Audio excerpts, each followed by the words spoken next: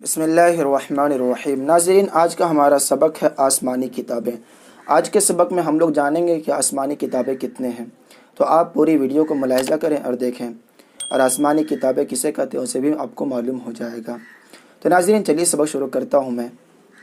اللہ تعالی نے حضرت موسیٰ علیہ السلام پر توریت اتاری، حضرت داؤد علیہ السلام پر زبور نازل فرمائی، حضرت عیسیٰ علیہ السلام کو انجیل دی، ہمارے سرکار پیارے مصطفیٰ صلی اللہ تعالی علیہ وسلم پر قرآن مجید نازل فرمایا۔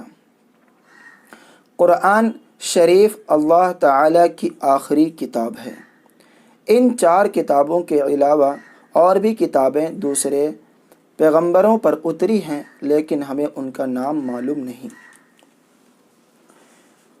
قرآن، انجیل، توریت، زبور، چونکہ یہ سب کتابیں آسمان سے نازل ہوئی ہیں، اس لیے ان کو آسمانی کتابیں کہا جاتا ہے۔ قرآن شریف کی تلاوت کرنا بہت بڑے ثواب کا کام ہے۔ صرف ایک حرف پڑھنے پر 10 نیکیاں لکھی جاتی ہیں، اور جو 10 حرف پڑھ دے وہ 100 نیکی کا ثواب پائے گا۔ جب اتنا ثواب خالی پڑھنے پر ہے تو جو شخص ان باتوں پر عمل کرے گا اس کے ثواب کا کیا پوچھنا۔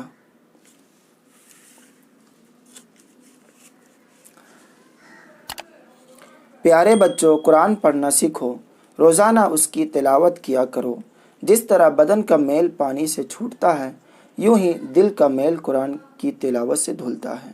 خبردار، قرآن مجید کی عزت میں کبھی فرق نہ آنے پائے۔ ہمیشہ اس کا ادب کرنا، کیونکہ وہ اللہ تعالی کا کلام ہے۔ پیارے بچوں، نیچے لکھے ہوئے لفظوں کو اپنی کاپیوں میں لکھو، ان کے معنی یاد کر لو۔ ادب، عزت، تعظیم۔ نیکی، اچھا کام جو اللہ تعالیٰ کو پسند ہے۔ زیادہ، ڈھیر، ثواب، اچھے کام کا بدلہ۔ تلاوت کرنا، پڑھنا، نازل فرمانا، اتارنا۔ یہاں پہ چند سوالات ہیں، 3 سوال ہے، آپ اسے کمنٹ باکس میں آپ جواب دے سکتے ہیں، جواب ضرور دیجیے آپ۔ سوالات: نمبر 1، کس پیغمبر پر توریت نازل ہوئی؟ آپ پوری ویڈیو سن کر کے آپ ضرور جواب دے لیں گے، تو آپ ضرور ویڈیو کو دیکھیں اور جواب دیں۔ نمبر 2، آسمانی کتابوں میں آخری کتاب کون ہے؟